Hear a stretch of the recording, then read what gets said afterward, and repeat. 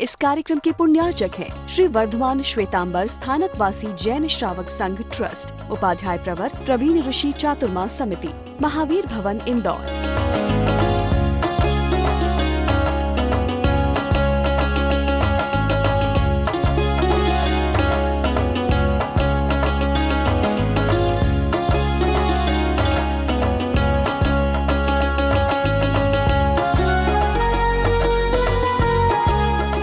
गुरु ने परमात्मा के लिए सारी व्यवस्था करी थी, कुटिया बनाई थी, उनको दूध पहुंचाया, उनको फल पहुंचाया, सारा पहुंचाया। लेकिन परमात्मा का 15 दिन का उपवास था और मौन में खड़े थे, कुछ लेते नहीं थे, कुछ बोलते नहीं थे, मना भी करते नहीं थे कि मौन लेकर के खड़े हो गए। अब 15 दिन तक कोई व्यक्ति एक ही स्थान पर खड़ा रह जाए तो आश्रम के सारे जो इतने दिनों से योग साधना कर रहे थे उनके गुरु पर तो उन चेलों के मन में प्रश्न चिन्ह निर्माण हो गया कि अपने गुरु तो कभी ऐसे खड़े रहे नहीं, अपने गुरु तो 15 दिन बिना खाए रहे नहीं, अपने गुरु के पास जो नहीं इनके पास है। तो आश्रम के अधिपति का आसन हिलने लग गया। और जब भी किसी का आसन हिलता है तो जिसको उसने श्रद्धा से आदर से रखा था, विनंती से रखा था, विनंती करी थी कि आप मेरे यहां वर्षावास करो, लेकिन परमात्मा ने देखा कि अब इसके मन में वो भाव नहीं है, तो परमात्मा ने वहां से विहार किया। और विहार करते समय 5 प्रतिज्ञाएं ली कि मैं यहां से आगे किसी के बर्तन में, किसी के पात्र में भोजन नहीं करूंगा, मैं अपने हाथ में ही भोजन करूंगा, करपात्री बनूंगा। पहली प्रतिज्ञा कि मैं करपात्री नहीं था इसलिए लोग वहां पात्र में ला करके रखते थे। यदि मेरी लाइफ स्टाइल होती करपात्री की तो वहां ला करके कोई रखता नहीं। तो अगली व्यवस्था कर दी उन्होंने कि मैं करपात्री रहूंगा, मैं किसी पात्र में भोजन नहीं करूंगा। दूसरा उन्होंने प्रतिज्ञा करी, बड़ी गजब की प्रतिज्ञा करी कि यहां से आगे मैं किसी गृहस्थ का अभिवादन नहीं करूंगा, उसको सम्मान नहीं दूंगा, उसको रिस्पेक्ट नहीं दूंगा। कि द्विजंत के आश्रम का कुलगुरु के साथ पुराना परिचय था, वो जब आए तो मिले, रिस्पेक्ट दिया, तो यहां से आगे रिस्पेक्ट नहीं दूंगा, अभिवादन नहीं करूंगा। तीसरी प्रतिज्ञा करी उन्होंने कि मैं ऐसे स्थान पर नहीं रुकूंगा कि जहां मेरे रुकने के कारण से किसी के मन में अप्रीति का भाव जन्मे। द्वेष नहीं, अप्रीति, मेरे प्रति उनका जिनके मन में प्यार नहीं रहेगा वहां पर मैं नहीं रहूंगा। चौथी प्रतिज्ञा करी उन्होंने कि मैं यहां से आगे मैक्सिमम मौन रहूंगा। और 5वीं प्रतिज्ञा करी कि मैं मैक्सिमम काय स्वर्ग में रहूंगा। मैं केवल तीसरी प्रतिज्ञा पर आपके साथ बात कर रहा हूं जिससे आपको पता चले कि सुरक्षा प्रज्ञा किसको कहते हैं, समृद्धि की प्रज्ञा किसको कहते हैं। अब संकल्प क्या लिया उन्होंने कि जहां मेरे रहने के कारण से प्रेम नहीं होगा वहां मैं नहीं रुकूंगा। और परमात्मा वहां से चल करके आस्तिक ग्राम पहुंचे और आस्तिक ग्राम में एक शूलपाणी यक्ष का मंदिर, और जिस शूलपाणी यक्ष के मंदिर में शाम के समय में पहुंचे। और वो यक्ष की बहुत लंबी कहानी है, वो पूरी कहानी मैं आपको नहीं सुना रहा हूं कि उस यक्ष ने पूरे गांववासियों के साथ एक कमिटमेंट करी थी। उसने बड़ा उपद्रव किया था, उपद्रव की शांति करी थी कमिटमेंट के साथ कि मेरी सुबह शाम यहाँ पर पूजा होगी और रात को यहाँ कोई आदमी नहीं रुकेगा, किसी भी इंसान को मेरे यहाँ रोकना नहीं। जिस दिन तुम किसी को यहाँ रुकाओगे मैं वापस मेरा तांडव शुरू करूंगा। और परमात्मा शाम के समय वहां पहुंचे हैं। उत्पल वहां पर पुजारी है और जैसे वो पहुंचे हैं रुकने के लिए, उत्पल आरती कर करके बाहर आ रहा है और परमात्मा अंदर जाना चाहते और उत्पल मना कर रहा है कि वहां रुकना नहीं।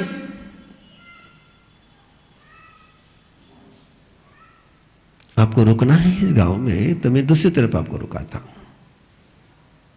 क्या करना चाहिए महावीर ने? क्या प्रतिज्ञा के साथ चले थे वो कि जहां मुझे प्रेम नहीं मिलेगा वहां मैं नहीं रुकूंगा। अब वो कहां रुकना चाहते हैं और वहां रुकने के लिए उनको कोई परमिशन देने के लिए तैयार है प्रेम से? पुजारी मना कर रहा है। ग्रामवासी आए, ग्रामवासी ने कहा कि बाबा यहां मत रुको, हमको तकलीफ होगी। क्या बोल रहे? आप यहां रुकोगे तो हमें तकलीफ होगी। बड़े मुश्किल से इसको शांत किया है, ये फिर कभी उभरेगा तो सारा कोहरम मचा देगा। पूरे ग्रामवासी परेशान है कि महावीर वहां रुकना चाह रहे हैं। प्रतिज्ञा क्या करी थी? जहां मेरे कारण से प्रेम नहीं होगा ऐसी जगह पर मैं, फिर उस प्रतिज्ञा के अनुसार परमात्मा ने वहां रुकना चाहिए नहीं रुकना चाहिए?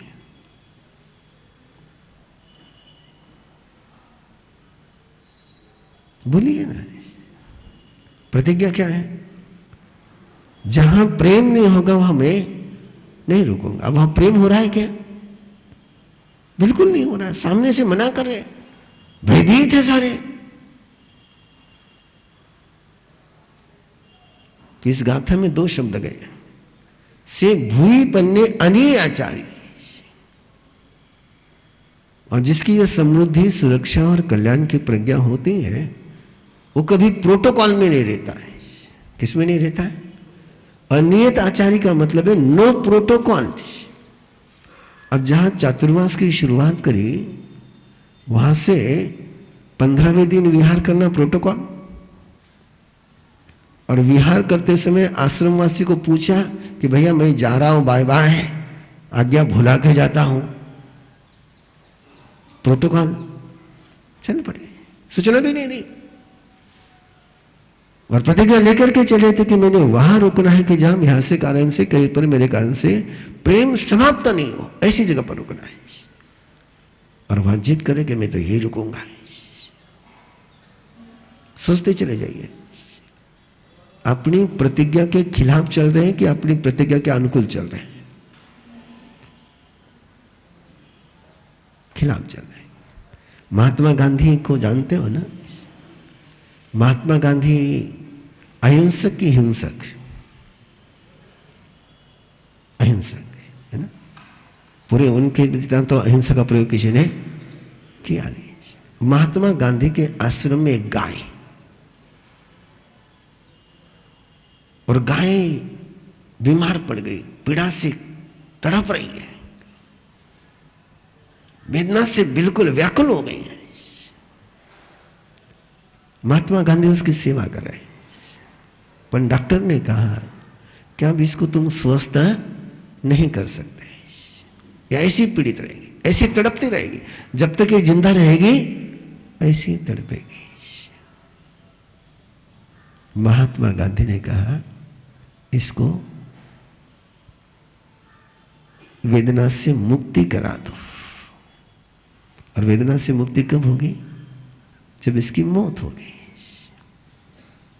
पूरे दुनिया में किस्सा बहुत उछला गया था और महात्मा गांधी ने ट्रेडिशनल भाषा में गो हत्या करी। क्या करी? और गो हत्या करने के बाद तो क्या चर्चाएं चली है।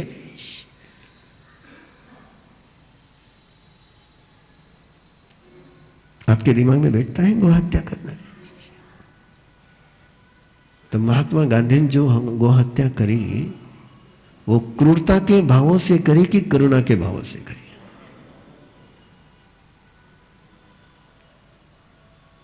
भगवान महावीर वहां रुकना चाहते हैं। प्रतिज्ञा उनकी है कि मैं ऐसे स्थान पर रुकूंगा कि जहां किसी को परेशानी। और कहां रुक रहे हो? बोलिए तो सही, आपकी थोड़ी बात है ना? मेरी बात नहीं, आपकी बात नहीं है। बात किसकी है? और नई बात नहीं, जो हुई वो बात है। महावीर वहां रुकने का आग्रह कर रहे हैं, इतना ही नहीं वो रुकते हैं, वहीं रुके वो। क्यों रुके? उस गांव का भी कल्याण करना था, उस गांव की भी सुरक्षा करनी थी, उस गांव की भी समृद्धि करनी थी, और शुल्क पाने का भी। जब कल्याण की प्रज्ञा होती है, जब समृद्धि की प्रज्ञा होती है, जब सुरक्षा की प्रज्ञा होती है, तो कहीं न कहीं अनीय आचारी बनना पड़ता है। ट्रेडिशन में बंद करके तुम प्रज्ञा के आधार पर नहीं चल सकते हो। से भूई पन्ने अनीय आचारी, और इसलिए उनका सारा व्यवहार अनियत था। कितना अनियत था? किसी तीर्थंकर ने दीक्षा लेने के बाद कोई दान का उद्योग नहीं किया। भगवान महावीर ने देवदुष्य के 2 टुकड़े करे। देवता ने दिए वस्त्र के 2 टुकड़े करने वाले अकेले ही तीर्थंकर है।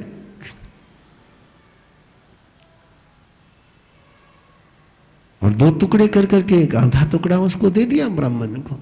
कल पे किसको? कल पे जिसकी भूई प्रज्ञा है, जिसकी प्रज्ञा क्या है? भूति प्रज्ञा है। भूति प्रज्ञा है तो कल्पता है, और जड़ प्रज्ञा है तो नहीं कल्पता है।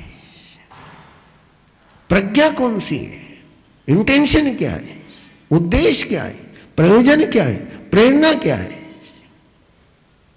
उसके आधार पर मूल्यांकन होता है कि कार्य सही है कि गलत है। एरिया वृथिंग, एरिया शब्द आप इच्छा कार्यान्वयन का कांसर करते हैं। एरिया वही है। एरिया वही का आचार्य हरिभद्र सूर्य ने, अभयदेव सूर्य ने एरिया शब्द का अर्थ क्या किया है? प्रेरणा गतियो हो। एरिया शब्द के 2 अर्थ है कि क्रिया जो मैं कर रहा हूं वो एक अर्थ है उसका है, उस क्रिया के पीछे प्रेरणा क्या है मेरी, किस प्रेरणा से मैं जा रहा हूं, वो प्रेरणा भी देखनी होती है। आपने बहुत बार सुना है कि आचार्य ने अपने साधु को संवत्सरी के दिन आहार करने की आज्ञा दी। कल पे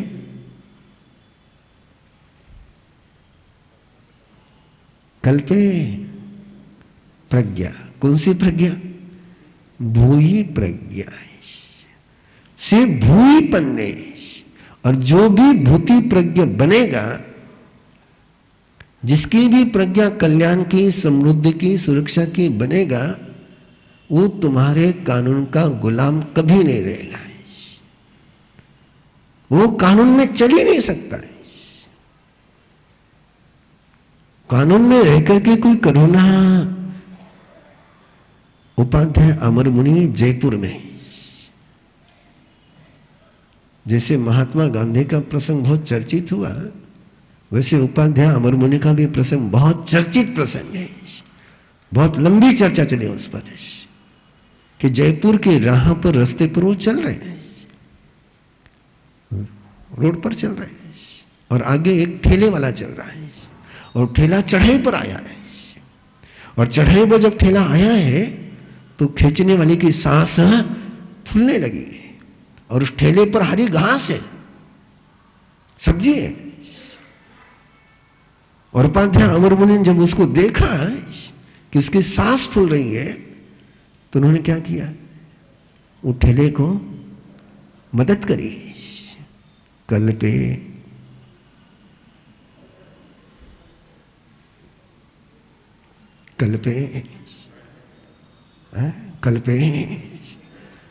और वो जयपुर में रोड पर बहुत चर्चाएं चली। उपाध्याय अमर मुनि ने एक ही उत्तर दिया